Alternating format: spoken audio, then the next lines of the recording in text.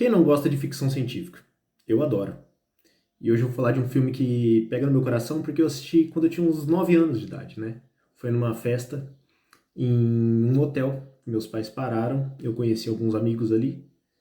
Hoje não sou mais amigos deles, mas naquele dia eu fui numa festa de aniversário deles, que era no próprio hotel, e assistimos o filme ali num cinema improvisado. Esse filme é o Eu, Robô, do Isaac Asimov. É claro, o filme não é dele, né? Ele escreveu isso 50 anos antes, 54 mais especificamente.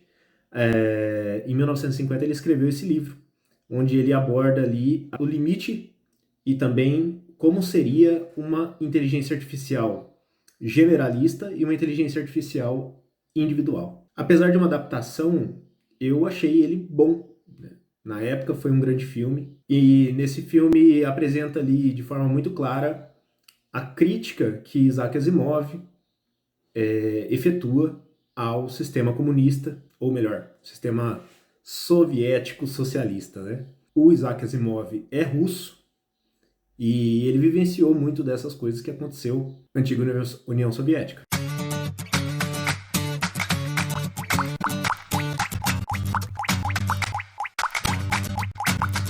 O Isaac Asimov ficou mundialmente famoso pela sua obra Fundação. Geralmente em português é encontrado em uma trilogia, 3 livros, mas já tem algumas publicações que condensam aquilo num volume único. O filme se baseia na morte ou suicídio ali do Alfred Lenin. Alfred Lenin é o criador das inteligências artificiais. E ele morre ao pular de um prédio. E o filme não deixa claro se ele foi morto ou um suicídio no começo do filme. Claro que depois vai ter essa resposta. Mas nesse suicídio barra morte, ele deixou ali uma mensagem para o detetive Spooner. O detetive Spooner alimenta um ódio dos robôs, porque ali no começo do filme já começa com um acidente de carro, em que ele está num carro e fica preso e afunda no mar, né? E no outro carro que estava perto tinha uma criança, uma pequena menina, e o robô, ao ver o acidente, entra dentro do mar, do oceano, não sei especificamente onde era, e ele salva o detetive Spooner em vez da criança, mesmo contra protestos do detetive Spooner.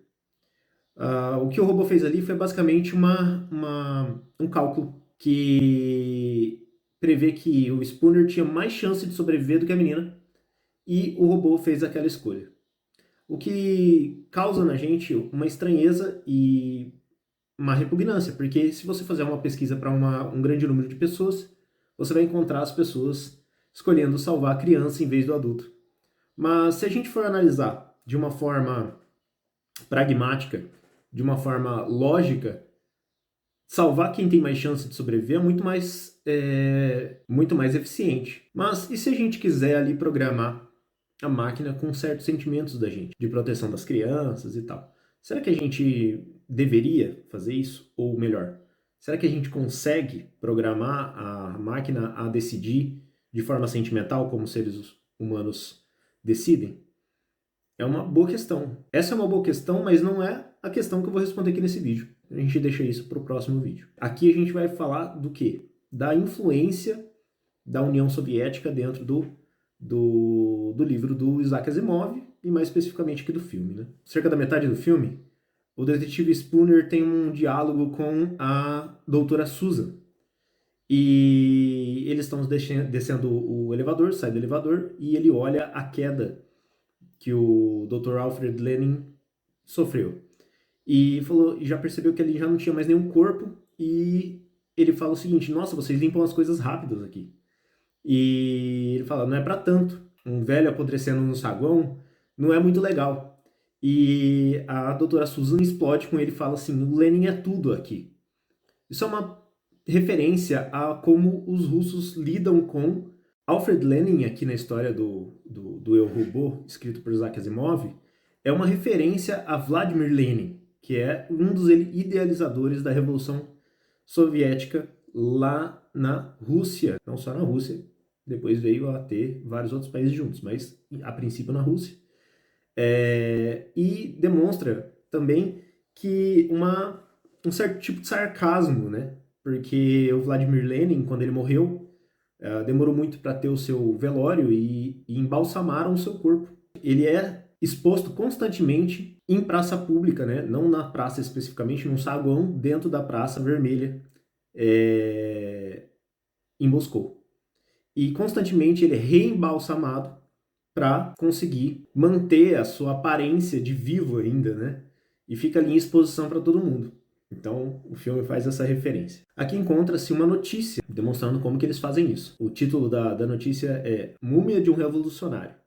O mistério por trás do cadáver embalsamado de Lenin. Outra referência à União Soviética é os diagramas e também a iconografia que é utilizada no filme.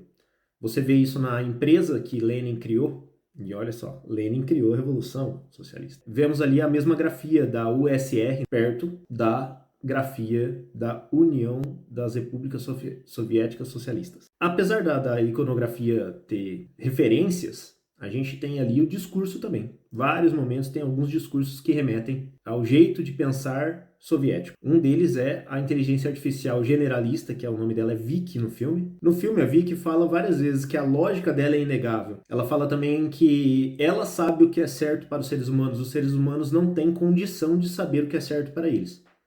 É como se o indivíduo desse todo o poder para que o Estado decidisse o que é certo, o que ele deve pensar, o que ele deve, como ele deve agir, como ele deve se vestir. O princípio de autoritarismo, de totalitarismo que a Vicky proporciona. Assim como a Revolução Socialista também virou autoritária. Sony, por outro lado, é a inteligência artificial individualista, que ela foi feita por um propósito, né? Em várias partes do filme, ele entra nessa reflexão. Quem sou eu? Para que eu existo? Qual é a minha função? Qual é o meu propósito? Ele faz esses questionamentos para ele mesmo e até para o detetive Spooner, compara ele a seres humanos, né? Coisa que as máquinas não fazem. Ele tem comportamentos que transgridem as 3 leis da robótica, que é trabalhado no começo do filme. Basicamente, as 3 leis da robótica são feitas para que a inteligência artificial não machuque seres humanos. E ele transgride isso quando é necessário. É engraçado como que a inteligência generalista transforma a ditadura, né, o autoritarismo, num reflexo das 3 leis da robótica. E o robô individualista, que foi feito para transgredir as 3 leis da robótica, é aquele que respeita as 3 leis da robótica, porque aquilo é o certo a se fazer, e não o que ele foi programado a se fazer. Certa parte do filme, ele percebe que o corpo dele é específico, foi feito para um propósito específico, que é pegar um certo tipo de veneno, né, nanorobôs ali no meio do filme, para tentar destruir a inteligência artificial autoritária que é a Vicky. E então ele tem um corpo diferenciado, ele tem uma mente diferenciada e é o único robô do filme que possui um coração artificial, mas ainda é um coração. As 3 leis da robótica são as seguintes. Número 1. Um robô não pode ferir um ser humano, ou por inação, ou por falta de ação, é claro, permitir que um humano sofra algum mal. Essa é a primeira lei. A segunda lei é o seguinte. Os robôs devem obedecer às ordens dos seres humanos, exceto nos casos em que essas ordens entrem em conflito com a primeira lei. E a terceira lei da robótica. Um robô deve proteger sua própria existência desde que não entre em conflito com as leis anteriores. Essas são as 3 leis da robótica. Mas tem um artigo do Instituto Liberal que ele faz uma reflexão que é o seguinte. Se a gente trocasse ali a palavra robô por cidadão e humanos por Estado, sairia a lógica socialista por escrito. Vamos ler a readaptação que esse cara criou. Lei número 1. Um cidadão não pode prejudicar o Estado ou, por ócio, permitir que o Estado sofra algum mal. 2.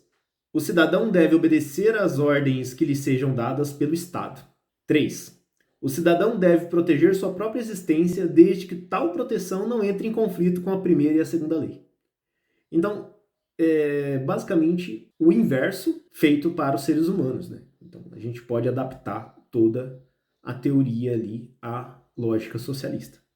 O filme é um ótimo filme para a gente debater acerca da humanidade, acerca das inteligências artificiais, quais são seus limites, né? Que isso é muito importante agora no século XXI, e também para a gente rememorar que governos autoritários, sejam de esquerda, sejam de direita, não são bons.